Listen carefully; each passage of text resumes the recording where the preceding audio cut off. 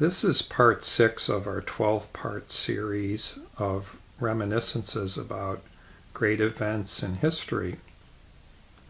And today we're going to take a break from examining tragedies and assassinations and destructions and focus on joy and celebration and patriotism. I'm referring to the U.S. Bicentennial, which took place on July 4th, 1976. And this was a time of great patriotic excitement, great joy, great pride in being an American. And people weren't talking so much about Democrat versus Republican like they do today, or complaining about politics. Instead, people were focused on the unity of the nation, and this made it a very special event for me and for everybody else. At the time, I was working as a Boy Scout camp director. I was the nature and ecology director at a camp in Oxford, Wisconsin. And I had some furlough time off between campers coming up, and so I took 3 days off to come back home. I was living in an apartment in Glen Ellen, Illinois at the time. I was teaching at Glencrest Junior High School, and I wanted to be with family and friends for the big celebration. So all during the day there were parades. People were waving American flags everywhere.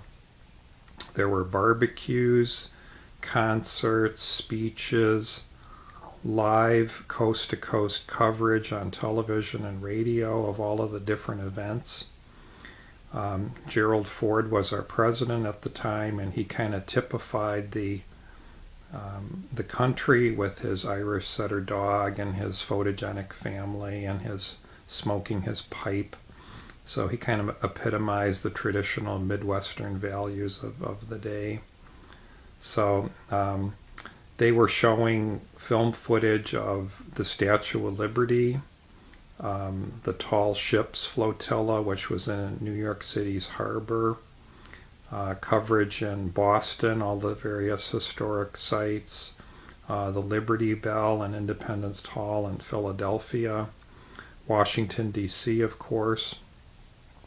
And they went all the way across the nation, all the different states, all the way to Alaska and Hawaii. And I remember people were driving around in their cars, shouting, honking their horns, yelling, waving American flags. Complete strangers were shaking hands with each other.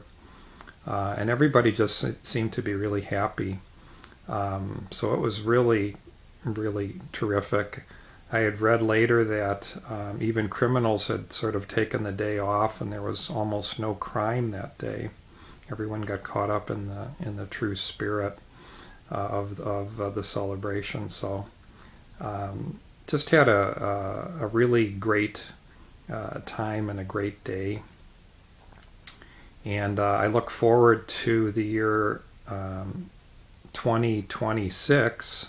I'll be just short of my 75th birthday, and that'll be the 250th anniversary of the signing of the Declaration of Independence. So that'll be a good thing to look forward to.